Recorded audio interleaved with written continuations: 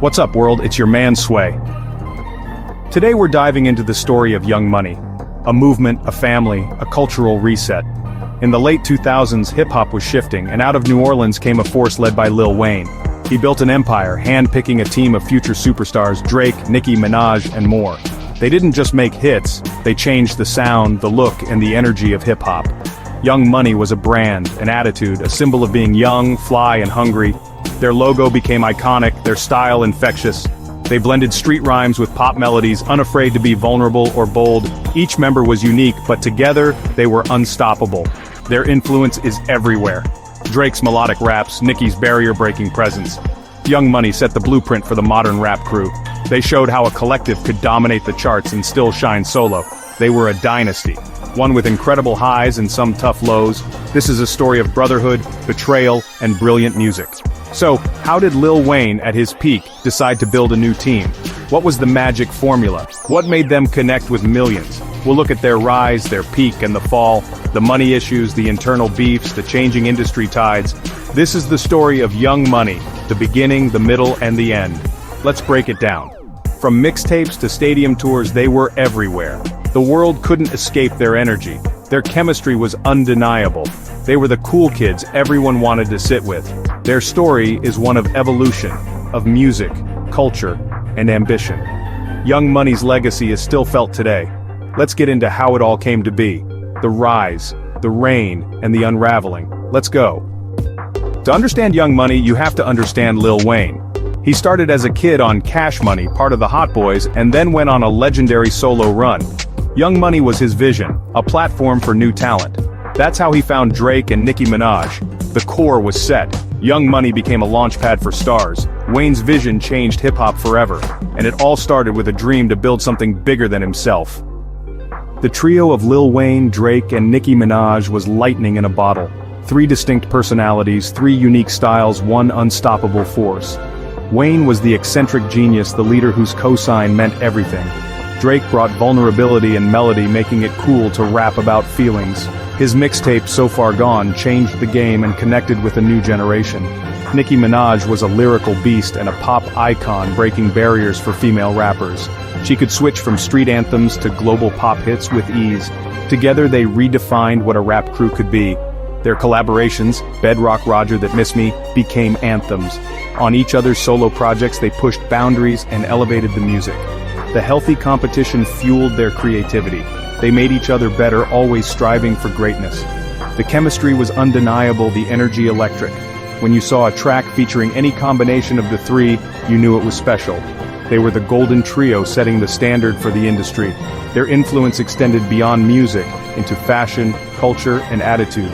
They inspired a generation of artists to be themselves, to take risks, to blend genres.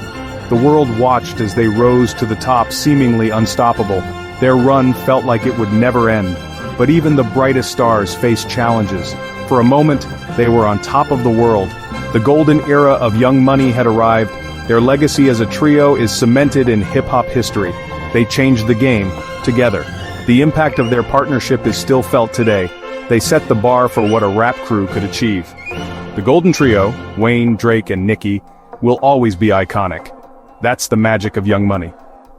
The takeover was explosive. It started with the compilation album, We Are Young Money, in 2009, a statement to the world. The album introduced the whole crew, Tyga, J Mills, Gutta Gutta, Mac Main, and more. Hits like Every Girl in Bedrock became cultural moments. Bedrock especially was a pop rap masterclass with every artist shining. The album's success cemented Young Money as the premier crew in music. They weren't just rappers, they were pop stars. This momentum fueled their solo careers. Drake's Thank Me Later and Nicki's Pink Friday both debuted at #1, making them global icons. Even when Wayne was incarcerated, his presence was felt. The Free Weezy campaign was everywhere. Doc Carter 4's release was a massive event, selling nearly 1 million in its first week. Young Money dominated award shows, magazine covers, and live tours. Their concerts were legendary, bringing the whole family on stage. The chemistry and energy were unmatched. It felt like you were watching friends who just happened to be the biggest stars in the world. They were living the dream, and fans were along for the ride.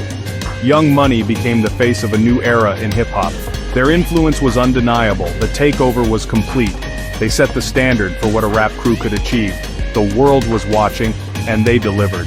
Their run was a beautiful thing to witness. Young Money was everywhere, all at once. The takeover wasn't just about music, it was about culture. They changed the game and everyone knew it. The Young Money era was in full effect. The world would never be the same. With massive success came new challenges. Fame and fortune changed the crew's dynamic. Drake and Nicki became global superstars, their brands rivaling Young Money itself. Money and business started to complicate things. Splits, contracts, and egos. Tyga publicly aired grievances about the label, marking the first major crack. Friendly competition sometimes turned into real tension. Drake and Nicki's relationship shifted, and outside beefs added pressure. The focus moved from the group to individual careers. Drake built OVO, Nicki built her Barb's Kingdom. Group projects slowed, and the collective identity faded.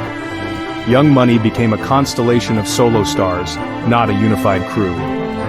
The unity that made them powerful began to fray.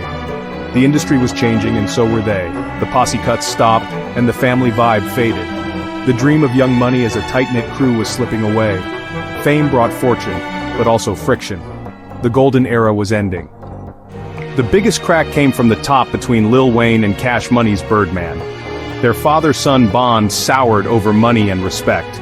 Wayne felt cheated, his album The Carter 5 held hostage. He blasted Birdman publicly, filed a $51 million lawsuit, and the feud went public. The legal battle put Young Money in limbo. Drake and Nicki quietly sided with Wayne, showing loyalty to their mentor. The family was broken, the business relationship in shambles. The legal fight dragged on, paralyzing the label. The Carter 5 became the most delayed album in rap history. The crew's momentum stalled, instability set in, and the classic Young Money era ended. The family was officially at war. The dream was fractured. With legal drama unresolved, Young Money's stars went solo. Drake became the world's biggest pop star, building OVO and breaking records. Nicki Minaj reigned as rap's queen, touring, acting, and building her own empire. The days of crew collaborations faded. The industry shifted to streaming and viral singles. Tyga left the label, found new success, but the split was messy. Other members faded from the mainstream. Without a unified Young Money, it was harder to stand out. The magic was gone, replaced by every artist for themselves. Hip-hop's sound evolved, trap, new crews, new trends. Young Money became tied to a specific era. Their style was no longer at the cutting edge, the unity was gone, and so was their dominance. The crew lost its place at the forefront of culture. They were no longer defining the future. The Young Money era was over. The stars had moved on, the collective dream had faded. After years of legal battles, Lil Wayne finally released The Carter 5, a triumphant return. Wayne is now a respected legend, focused on his legacy. Drake is a global superstar running OVO and breaking records. He surpassed his mentor in many ways, but Young Money was his launch pad. Nicki Minaj remains a dominant force, a businesswoman and a global icon. She's the first lady of Young Money, but her empire stands alone. Reunion tracks like Seeing Green are celebrated, but they're rare. Mac Main runs Young Money's business side. Tyga found new success after leaving. Other members make music for core fans but outside the mainstream. Young Money's aftermath isn't failure, it's evolution. The members grew up, built their own lives, and closed the chapter as a collective. Their individual stories continue.